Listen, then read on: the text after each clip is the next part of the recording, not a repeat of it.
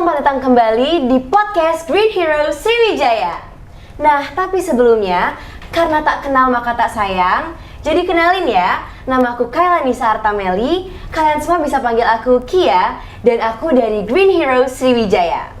Nah teman-teman, kali ini nih aku bakalan ngajak kalian buat seru-seruan di podcast kedua Green Hero Sriwijaya. Yang kali ini kami mengambil tema Special Collaboration episode Green Hero Sriwijaya with SMK Kehutanan Pekanbaru. Nah, kita udah dapat bocoran sedikit kan teman-teman? Tapi sebelum kita masuk ke podcastnya, aku mau ngajak kalian untuk nonton sedikit video cuplikan di video kali ini. Here we go! Sejak dulu, leluhur kita telah sadar bahwa hutan adalah bagian penting dalam kehidupan. Kami adalah SMK Kehutanan Negeri Pekanbaru. Visi kami adalah mewujudkan tenaga teknis menengah kehutanan yang berakhlak mulia, profesional, mandiri di bidang kehutanan. Kami memiliki 3 paket keahlian bidang kehutanan. Pertama, rehabilitasi dan reklamasi lahan. Kedua, produksi hasil hutan. Dan ketiga, adalah inventarisasi dan pemetaan hutan. Pada masa new normal ini, kegiatan belajar SMK Kehutanan Pekanbaru tetap berlangsung, tentunya dengan mengedepankan aspek kesehatan sesuai anjuran pemerintah demi keamanan bersama. Kondisi ini tak menghalangi semangat siswa dan para pengajar untuk terus beraktivitas. Hutan bagi SMK Kehutanan Pekanbaru adalah aset berharga yang tak ternilai. Untuk itu, diperlukan ilmu agar hutan terus terjaga.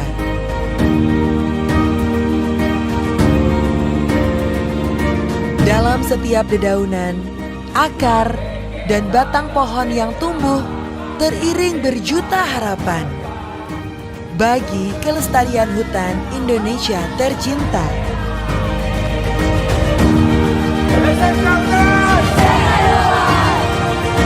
Terima kasih untuk semua pahlawan tanpa jasa.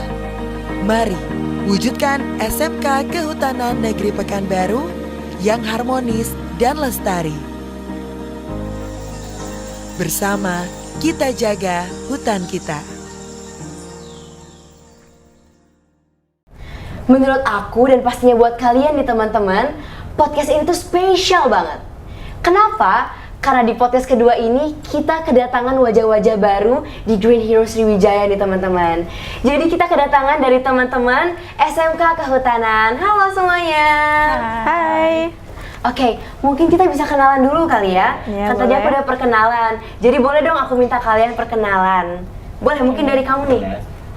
Perkenalkan, nama saya Ahmad Ramadhani. Kalian bisa panggil saya Doni. Saya berasal dari SMK Kehutanan Negeri Pekanbaru, angkatan 14 kelas 2. Ya, perkenalkan nama saya Gua Putri Ramadanti, bisa dipanggil Gua, dan saya dari SMK Kehutanan Negeri Pekanbaru, angkatan 14 kelas 2. Oke.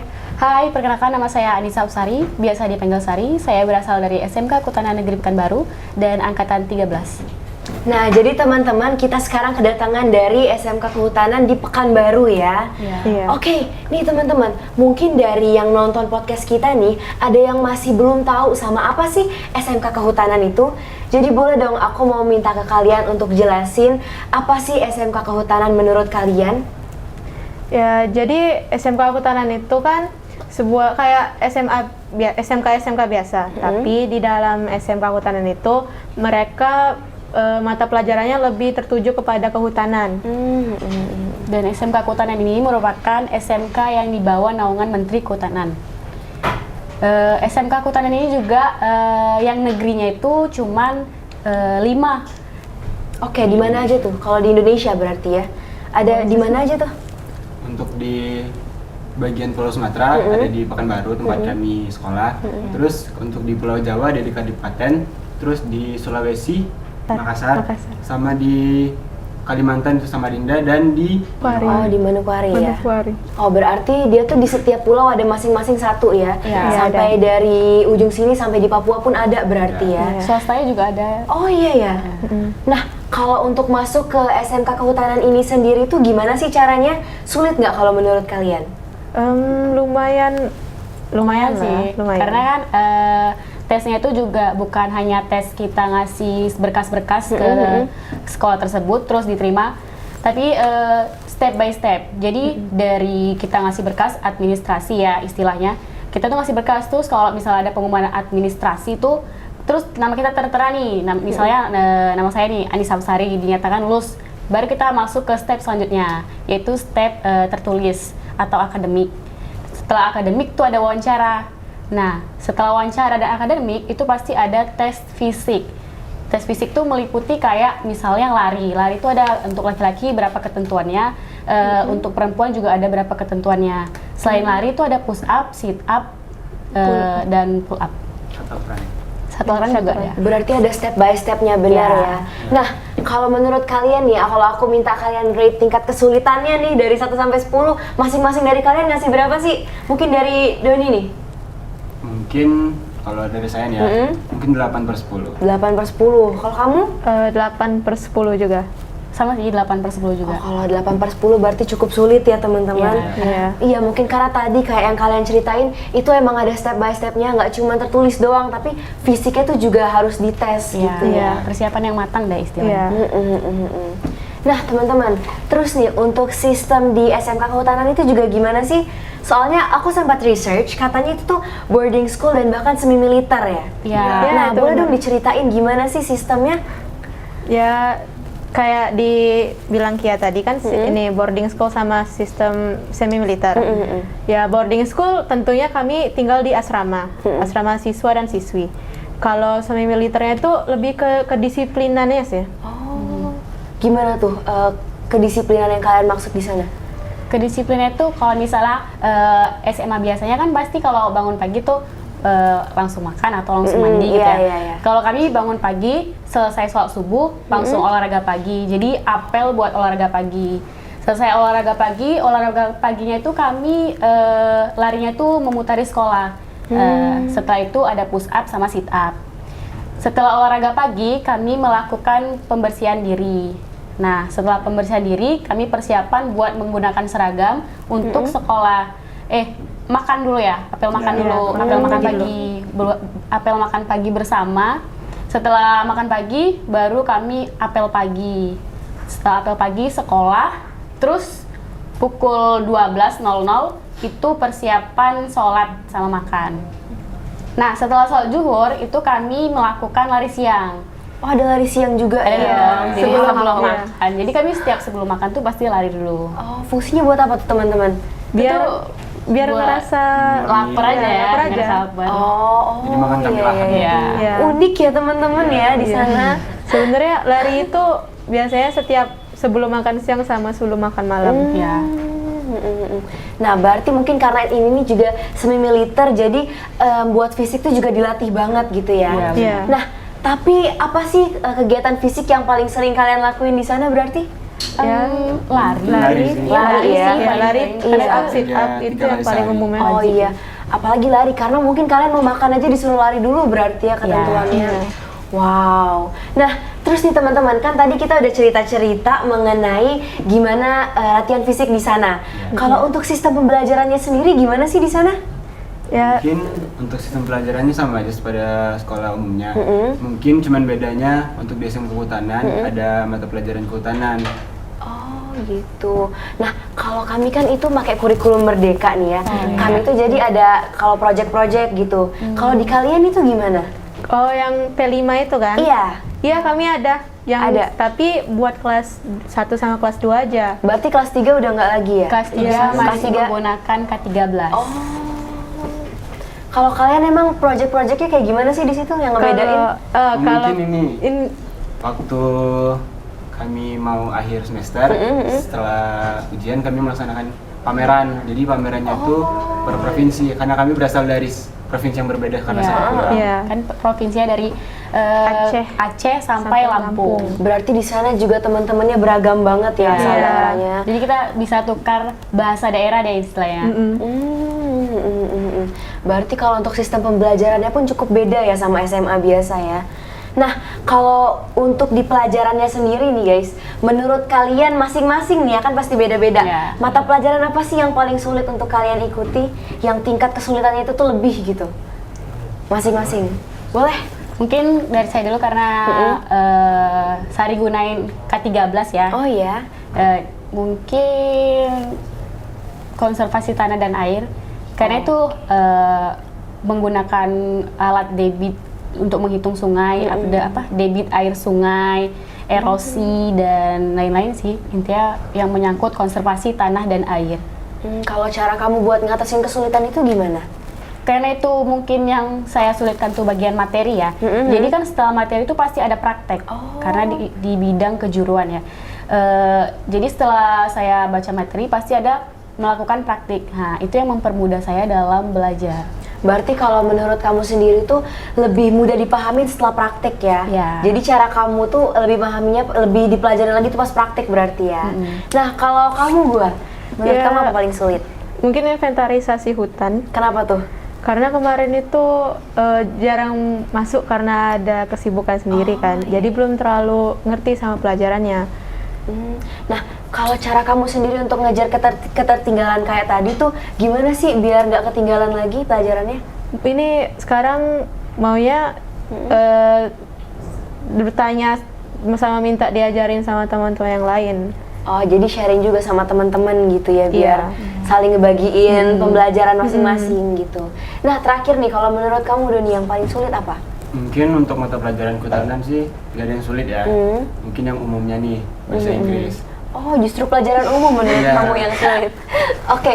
Kalau bahasa Inggris ini kan berarti pelajaran umum yang ditemuin di mana-mana nih, ya kan? Gimana cara kamu untuk ningkatin lagi kemampuan kamu di bahasa Inggris? Kemarin sih ini lebih sering speaking sama teman gitu, menggunakan bahasa Inggris, jadi mungkin lebih mudah belajar. Iya, karena speaking juga sebenarnya lebih mudah nggak sih, apalagi kalau sama temen-temen ya, kita jadi lebih percaya diri juga buat ngomongnya gitu kan. Mudah nangkep juga. Iya benar, aku setuju. Nah, terus nih teman-teman, setelah kita ngebahas mengenai sistem pembelajaran di sana, aku tuh juga penasaran, aku pengen kalian tuh sharing-sharing, kan SMK Kehutanan ini beda banget ya sama SMA yang aku tangkap. Ada nggak sih pengalaman atau tradisi unik yang menurut kalian tuh spesial banget dan cuma ada di SMK Kehutanan gitu, yang bisa kalian ceritain ke kami nih? Kayaknya ada. Apa tuh? Kayak Kami masa orientasi siswa atau biasanya kan kalau sekolah lain itu MPLS. Jadi kami itu ada MOP KDR. Oh, gimana itu? Bedanya apa? MOPKDR tuh ini masa orientasi pembinaan karakter siswa. Jadi sama aja kayak MPLS. Iya. Cuman kalau di kami MOPKDR. singkatnya ya MOS. Masa orientasi. Oh gitu. Ya. Itu spesial banget. Apa yang ngebuat kalian ngerasa itu tuh spesial banget sih teman-teman? Karena gimana ya, kan kami dari provinsi yang berbeda, jadi kami ketemu di satu tempat gitu kan. Jadi dalam masa MOS itu kami juga saling mengenal satu sama lain sih. Mungkin juga spesial banget karena tadi ya kalian tuh dari lingkungan yang berbeda-beda terus dikumpulin jadi satu. Itu pasti kayak persaudaraannya erat banget nggak sih guys di sana pasti? Soalnya kan asrama juga ya, boarding school gitu kan. Apalagi kalau setelah liburan ini pasti kan banyak yang bawa oleh-oleh dari provinsi yang berbeda kan. Oh iya. Banyak juga cerita-cerita baru kan. Iya. Yang unik dari MOS itu sih, biasanya kalian kan kalau sekolah umum di sekolah masing-masing. Cuman kalau kami MOS, kami di HDTK Bukit Suligi. Jadi kami MOSnya langsung turun ke lapangan. Ya, Oh, lapangan. berarti langsung praktek gitu ya, langsung di lapangan gitu ya. Nah teman-teman, kalau itu tadi tradisi unik, aku juga mau kalian sharing dong tentang kegiatan yang mungkin kegiatan sehari-hari atau kegiatan yang menurut kalian unik di sana tuh apa sih? Mungkin pendi wajib nggak? Ya, kami ada kayak kalau di SMA kan ekstrakurikuler School. Kalau di kami pengdi, pengembangan diri. Gimana itu? sama aja. Sama kayak umumnya. Jadi pengdi itu ada pengdi wajib sama Pengdi ini ya, pilihan. Jadi Pengdi wajib tuh kalau misalnya Senin tuh kerohanian ya. Ya, kerohanian. Kerohanian tuh kayak mendalami tentang agama mereka masing-masing yang diyakinkan. Terus ada Pengdi pramuka. Kalau pramuka ini kayak pada umumnya aja sih. Terus kalau yang lain tuh ada perisai diri. Silat. Banyak ya pilihannya berarti ya.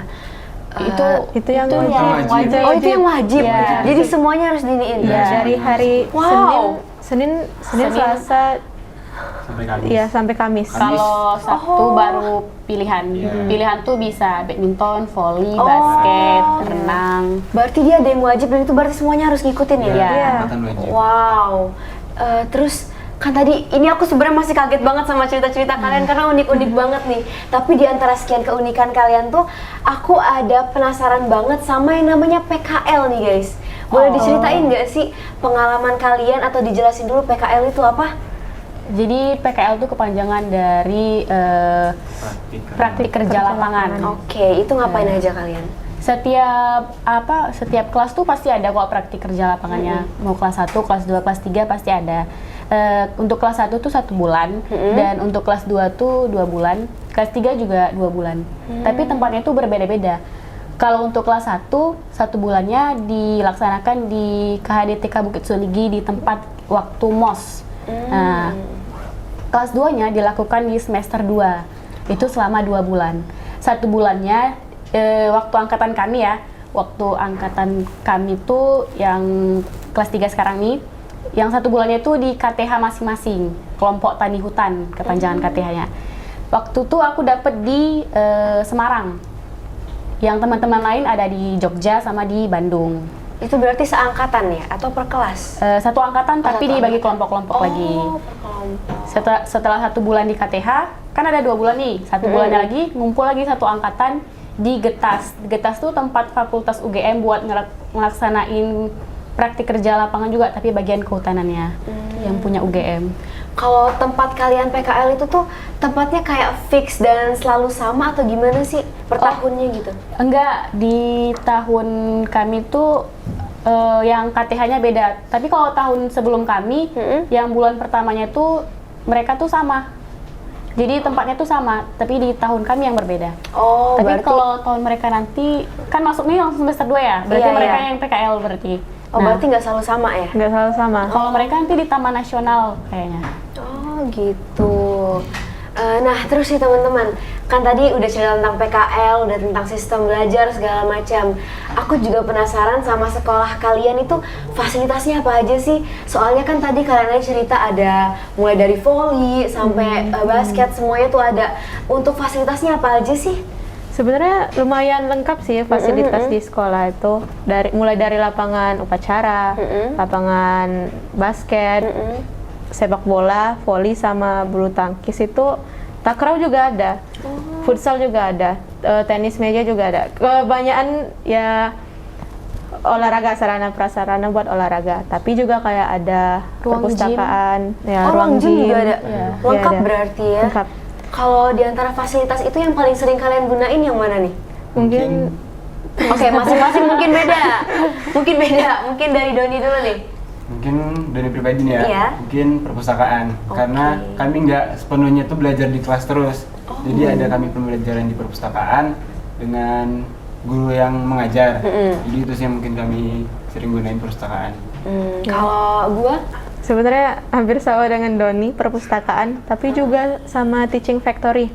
oh itu apa tuh? Teaching factory itu tempat buat siswa-siswi itu berkreasi di dalam unit produksi. Oh, unik ya fasilitas yang ada di sana. Kayak nggak semua SMA, kayaknya SMA tuh nggak banyak yang punya gitu, tapi di kalian punya. Kalau kamu sendiri apa? Kalau aku masih sama sih perpustakaan. Karena di perpustakaan itu ada kayak studio mini, terus ada lab komputer. Terus kan kalau di perpustakaan itu kita bisa nyari novel-novel, apalagi kalau untuk kita ya, Iya. remaja-remaja. Iya, ngerti. Untuk di lab kan juga kita bisa memanfaatkannya ya. Berarti setelah aku tangkap kalian bertiga ini sama-sama suka perpustakaan ya. Iya. Nah, terus nih teman-teman, selama kita podcast ini nih, selama kita ngobrol-ngobrol, aku tuh salfok sama seragam kalian masing-masing. Seragam kalian beda-beda nih ya berarti. Iya, benar. Nah, aku tuh mau nanya, di SMK Kehutanan ini ada berapa seragam sih totalnya berarti? Ada 5. Ya, Oh, itu ada 5. untuk yang hariannya. Ya, untuk hariannya ada 5. Wajibnya. Apa aja itu 5-nya? Untuk yang pertama itu ada PDH, pakaian dinas harian. Yang kedua ada PDS, pakaian dinas sekolah. Yang ketiga ada PDL, pakaian dinas lapangan. Terus seragam Melayu dan seragam pramuka. Kalau yang ini namanya PDH. Iya. Oh, PDH itu ini PDH. digunakan hari Minggu sama hari Senin. Nah, kalau ini Iya. namanya PDS digunakan hari Selasa sama Rabu. Kalau yang ini? Kalau yang ini namanya PDL. Apa itu? Pakaian dinas lapangan. Oh. PDS pakaian dinas Dinas sekolah. sekolah. PDH pakaian dinas Dinas harian. Oh, sama aku juga pengen kalian cerita ini apa sih guys yang ada di pundak kalian? Oh, ini tuh pangkat. Gimana tuh? Pangkat itu fungsinya buat apa sih? Bisa buat bedain kelas 1, 2, 3 juga. Jadi kalau misalnya kelas 3, baloknya tuh ada 3. Iya. Kalau kelas 2, baloknya tuh ada 2. Dan kalau kelas 1, tuh baloknya ada 1. Berarti setiap naik kelas itu dapat gitu? Iya. Iya, Iya. tapi Gimana? ada itunya juga, dites dulu juga. Oh, berarti nggak langsung dapat juga Nggak. ya? Enggak. Wow. Nah, terus kan tadi kalian punya seragam tuh ada jenis-jenisnya masing-masing nih, mulai dari lapangan, harian, sekolah. Nah, itu ada fungsinya masing-masing nggak sih? Ada. pasti. Ada Berarti pastinya. Iya. seragam ini juga punya peranan penting ya di kalian. Iya. ya. Oke. Nah, terus nih teman-teman, kan kita udah cerita banyak tentang SMK Kehutanan nih. Setelah kita cerita tentang sekolah kalian sekarang, aku juga mau nanya dong, setelah kalian lulus ini tuh kalian akan lanjutnya kayak gimana sih? Apakah kalian akan kerja atau kuliah? Bisa dua-duanya sih, bisa kuliah, bisa kerja. Tergantung diri kita sendiri juga memilih gimana. Tapi buat program tahun ini, dia ada program buat magang mandiri dulu. Jadi setiap siswa-siswi SMK Kehutanan Negeri Pekanbaru tuh wajib magang. Namun nggak 100% buat magang karena 70% dari siswa-siswi SMK Kehutanan Negeri Pekanbaru tuh magang, tapi ada diberi kesempatan bagi 30 siswa-siswi. Jadi setiap kelas memiliki 10 besar, 10 orang yang berprestasi tersebut memiliki kesempatan untuk mengikuti tes SNBT ya kalau ya. Iya. Pokoknya yang dia dari Iya. Ya jalur prestasi. Kalau magang itu kalian ngapain guys? Kalau magang tuh sebenarnya buat ini kan kami lagi magang nih. Jadi magang tuh fungsinya buat instansi terdekat. Jadi buat mengetahui bahwa oh ini nih ada anak SMK Kehutanan nih di sekitar sini. Jadi kalau ada instansi yang membutuhkan buat anak-anak kehutanan atau membutuhkan tuh oh iya baru inget nih anak SMK Kehutanan ada tuh yang di sini. Jadi tuh mereka tuh setidaknya ada peluang deh buat kami gitu. Oh iya. Terus tadi kalian kelas berapa? Kelas Kelas 2. Kelas 2, kamu kelas? 3. Nah, kalau kamu sendiri setelah ini mau lanjut kayak gimana? Aku insya Allah mau lanjut kuliah di UGM. Oh, mau lanjut kuliah. Oke teman-teman, kita doain semoga teman kita bisa lulus ya masuk UGM. Amin. Nah, terus nih teman-teman, aku juga mau minta kalian untuk ngasih harapan kalian ke depannya. Mungkin satu persatu, siapa yang mau mulai duluan nih? Harapan buat SMK ya? Iya. Oke, Doni dulu. Mungkin dari saya pribadi, harapan untuk sekolah saya, terutama untuk siswa aja sih, lebih mengurangi pelanggaran sekecil apapun itu. Oke. Udah sih itu aja. Nah, jadi buat siswa-siswi yang nggak cuman di SMK Kehutanan aja, tapi di SMA juga, jangan pernah ngelanggar peraturan tuh, kayak apa kata Doni tadi. Karena itu bukan perbuatan yang baik ya teman-teman. Iya, benar. Selanjutnya siapa nih yang mau ngasih harapan? Mungkin bisa buat sekolah lebih mendukung kegiatan siswa-siswi, nggak dari akademik aja, mungkin juga yang lain. Amin. Kalau buat kamu sendiri apa? Kalau aku sama sih, sedikit-sedikit sama gua, karena kan nggak semua siswa-siswi SMK Kehutanan Negeri Pekanbaru tuh menjuri kehutanannya, atau kayak pastikan mereka memiliki bidang masing-masing yang mereka sukain. Entah itu sebenarnya mereka memiliki keahlian dalam bidang olahraga atau musik atau yang lainnya, itu saya harap sekolah dapat mendukung hal tersebut karena itu juga demi kebaikan nama sekolah. Iya, karena aku setuju sih, setiap setiap orang tuh pasti punya minat dan juga kemampuannya masing-masing, dan itu emang harus dikembangin ya teman-teman. Nah, oke, terakhir nih sebelum kita tutup podcastnya, kan aku dari GHS nih teman-teman. Aku penasaran nih, ada nggak sih pesan dan kesan dari teman-teman SMK Kehutanan untuk GHS sendiri? Boleh. Sebelumnya saya ucapkan terima kasih buat GHS ya, karena dengan GHS ini sangat membantu buat kami anak-anak kehutanan. Karena sebenarnya hutan itu bukan untuk orang-orang kehutanan saja, hutan itu buat kita semua. Jadi dengan adanya GHS berarti mereka juga peduli sama hutan-hutan kita kan, berarti mereka juga setidaknya mereka melindungi dan melestarikan hutan-hutan Indonesia. Dan saya harap GHS lebih maju dan lebih kompak. Amin. Juga terima kasih banyak buat GHS dan semoga kita dapat berteman baik untuk selanjutnya. Iya, jadi bener nih teman-teman, kayak kata Sari tadi, hutan itu nggak cuma punya SMK Kehutanan atau punya kita doang, nggak cuma punya GHS atau kita doang, tapi aku juga berharap nih teman-teman, semua orang itu bisa sadar kalau kita tuh harus mulai ngelestariin dan ngehijauin bumi ini, karena gimana pun kita semua tuh saling membutuhkan gitu. Ya, karena kan oksigen juga dari Iya, bener. Oke, kalau dari kamu? Ya sama, nggak terlalu itu juga. Makasih banyak buat bisa nerima kami juga sini, dan buat kalian semua semangat dalam ituin GHS. Oke, mungkin Doni? Mungkin kesan untuk GHS ya. Gimana ya? Salut aja sih sama kalian. Kalian dari sekolah luar tapi kalian mau ikut juga ke dalam bidang kehutanan gitu. Kalau untuk pesan? Pesannya ya selalu maju. ya selalu maju aja sih agar lebih berkembang lagi guys. Kalau kalian tadi udah ngasih pesan dan kesan ke kami, aku juga mau ngasih tahu kesan pertama aku ke kalian itu ya. Waktu kita pertama kali ketemu, aku tuh ngelihat kalian tuh kagum banget, apalagi kalian pakai seragam tuh beda kan. Aku kayak kalian tuh seumuran sama kami, tapi kalian udah kayak ngerti banget tentang kehutanan gitu. Dan aku nganggep kalian, aku rasa teman-teman dari GHS juga sama, itu ngeliat kalian tuh keren banget. Dan untuk pesannya juga, setelah kalian makasih ke kami juga mau ngucapin terima kasih kembali ke kalian udah mau sharing-sharing dan udah mau nyempatin waktu untuk podcast di sini dan ngebagiin pengalaman dari SMK Kehutanan sendiri. Nah, oke teman-teman, setelah aku terima kasih ke mereka semua, aku juga mau berterima kasih buat kalian yang udah mau membagi waktu kalian untuk nonton podcast kami dan kenalan sama Green Heroes dan juga SMK Kehutanan.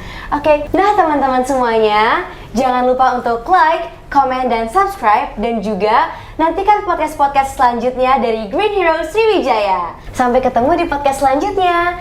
Dadah!